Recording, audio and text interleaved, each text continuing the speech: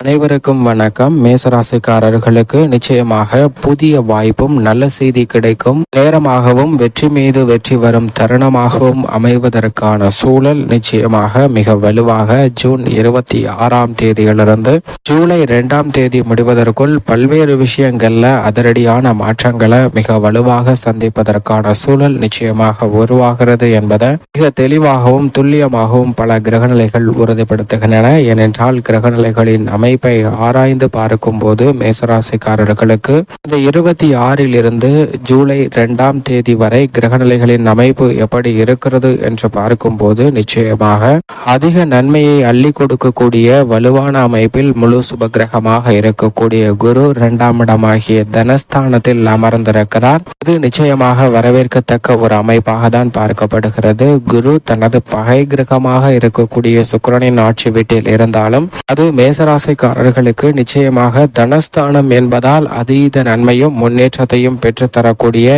இனிமையான தருணமாக அமைகிறது என்பதை தெல்ல தெளிவாக துல்லியமாக உறுதிப்படுத்துகிறார். இது நிச்சயமாக வரவேற்கத்தக்க ஒரு அமைப்பாக பார்க்கப்படுகிறது. 10 மற்றும் 11ஆம் இடத்தின் அதிபதியான சனி 11ஆம் இடத்தில் வக்ரம் பெற்று சஞ்சரிக்கிறாருங்க. லாபஸ்தானம் என்று சொல்லக்கூடிய 11இல் சனி வக்ரம் பெற்றிருப்பதால் பெரிய அளவிற்கு சிரமம் இல்லை. நல்ல முன்னேற்ற வாய்ப்புகள் வலுவாக கிடைக்கும். மோட்சக்காரகரான கேது 6இல் இருப்பதால் அதிரடியான பல மாற்றங்களை மேசராசிக்காரர்கள் மிக வலுவாக பெறுவதற்கான யோகத்தை உருவாக்கி கொடுக்கிறாருங்க. வெற்றி மீது வெற்றி வரக்கூடிய தருணமாக இந்த 3 கிரகநிலைகளும் மிக வலுவாக ஏற்படுத்தி கொடுக்கிறது என்பது யதார்த்தமான உண்மை. ஆனால் அதே வேளையில் இந்த தருணத்துல ராகு விரயஸ்தானத்தில் வலுவாக வீற்றிருக்கிறார். ராகு விரயஸ்தானத்தில் சஞ்சரிப்பதால் விரய செலவுகள் அதிகரிக்கலாம். ஆனால் அந்த விரய செலவுகளை பெரும்பான்மையான கிரகநிலைகள் சுபபலம் பெற்று விலகுவதால் சுப விரயங்களாக மாற்றுவதற்கான சூழல் நிச்சயமாக ராகுவின் அமைப்பு காரணமாக உண்டு என்பதில் சந்தேகமே இல்லை. அதே போன்று மிக வலுவாக இந்த தருணத்தில் ஜென்ம ராசியில் ராசியின் அதிபதி ஆட்சி பலம் பெற்று வலுவாக வீற்றிருக்கிறார். ராசியின் அதிபதி சுக இடங்களை விட ஜென்மத்தில் வீற்றிருப்பதால் நல்ல மாறுதல் நிச்சயமாக மேசராசிக்காரர்களுக்கு கிடைப்பதற்கான சூழல் உண்டு என்பதை தெல்ல தெளிவாக உறுதிப்படுத்துகிறாருங்க. வித்யாகாரகரான புதன் மிகவும் வலுவாக 26ஆம் தேதி முதலே தனது பகை கிரகமாக இருக்கக்கூடிய சந்திரனின் ஆட்சி வீடான கடகராசியில் அமர்கிறாருங்க. அது மேசராசிக்காரர்களுக்கு 4ஆம் இடமாக பார்க்கப்படுகிறது. வித்யாகாரகரான புதன் 4ற்கு வருவது நிச்சயம் நன்மை நிறைந்து கொடுக்கக்கூடிய அமைப்பாக தான் பார்க்கப்படுகிறது. சுகஸ்தானத்தில் வித்யாகாரகரான புதன் அமர்வதால் நல்ல மாற்றம் நிச்சயமாக உண்டு. இந்த வேளையில் சுக்கிரன் 3இல் வலுவாக வீற்றிருக்கிறார். ராசியின் உச்ச அதிபதியாக இருக்கக்கூடிய சூரியன் 3ஆம் இடத்தில் வலுவாக வீற்றிருக்கிறாருங்க. தனது அதிநட்பு கிரகமான புதனின் ஆட்சி வீடான மிதுன ராசியில் சூரியன் வீற்றிருப்பது பல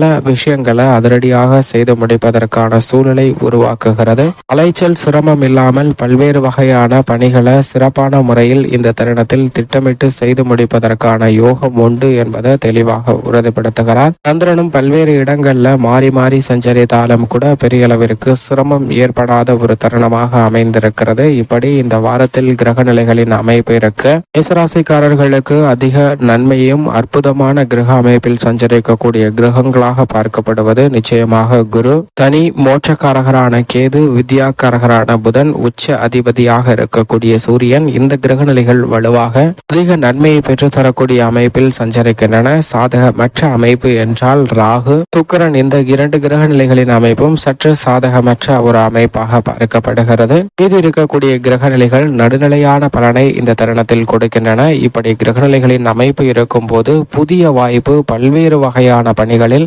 ராசியின் உச்ச அதிபதியாக இருக்கக்கூடிய சூரியன் ஏற்படுத்தி கொடுக்க போகிறார். அது மட்டுமல்லாது குரு, சனி மற்றும் கேது உட்பட பல கிரகநிலைகள் பெருவாரியாக சாதகமாக வீற்றிருக்கக்கூடிய அந்த தருணத்தில் இல்லத்தில் பல்வேறு வகையான சுப நிகழ்வுகளை திட்டமிட்டு சிறப்பாக செய்து முடிப்பதற்கான நல்ல பல வாய்ப்புகளையும் சந்தர்ப்பங்களையும் நிச்சயமாக உருவாக்கி கொடுக்கிறது. இது மிகப்பெரிய அளவில் வரவேற்கத்தக்க ஒரு அமைப்பாக பார்க்கப்படுகிறது. எனவே இந்த தருணத்தில் கொடுக்கல் வாங்கலில் இருந்த சிக்கல்கள் வெகுவளவில் குறைகிறது. நீங்கள் எதிர்பார்க்கக்கூடிய பொருளாதார ரீதியான சிக்கல்கள் விலகி குடும்பத்தில் நல்ல முன்னேற்றம் ஏற்படுவதற்கான சூழல் நிச்சயமாக கிடைக்க இருக்கிறது. எதிர்பார்த்தபடி வெற்றி மீது வெற்றி வரக்கூடிய வகையில் உடல்நல ஆரோக்கியம் திருப்திகரமாக அமையும். பயணங்கள் மேற்கொண்டாலும் அவற்றால் ஆதாயம் நிறைந்து கிடைப்பதற்கான சூழல் இந்த வாரத்தில் மிகவும் வலுவாக கிடைக்கிறது. விரயத்தில் இருக்கக்கூடிய இருக்கக்கூடிய ராகுவால் சுப விரயங்கள் திட்டமிட்டதை விட சிறப்பாக செய்து முடிக்கக்கூடிய யோகம் வலுவாக உண்டு. உத்தியோக ரீதியாக மிகவும் வலுவாக வீற்றிருக்கிறாருங்க சனி. வக்ரம் பெற்றிருந்தாலும் கூட பெரிய அளவிற்கு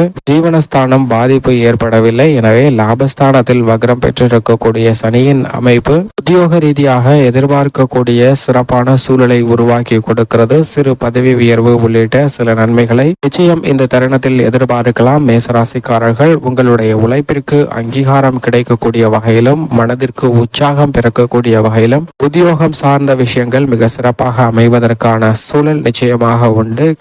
காரணமின்றி ஏற்படக்கூடிய சோர்வுகள் அசதிகளை நீங்கி புத்துணர்ச்சியுடன் அனைத்து விதமான பணிகளை மேற்கொள்ளக்கூடிய யோகம் உண்டு. புதிய வாய்ப்பு கிடைக்கக்கூடிய வகையில் புதிய வேலை வாய்ப்பிற்காக முயற்சி செய்யக்கூடிய மேசராசிக்காரர்களுக்கு நிச்சயம் வெற்றி மீது வெற்றி வரக்கூடிய தருணமாக அமைய போகிறது. தொழில்துறை வியாபாரத்துறையிலும் கடுமையான நெருக்கடிகள் போட்டிகள் விலகும். உங்களது உற்பத்தி பொருட்களுக்கு மிக பெரிய அளவுல சந்தையில் நல்ல வரவேற்பு கிடைப்பதோடு மட்டுமல்லாது லாபம் நிறைந்து கிடைப்பதற்கான சூழல் உண்டு.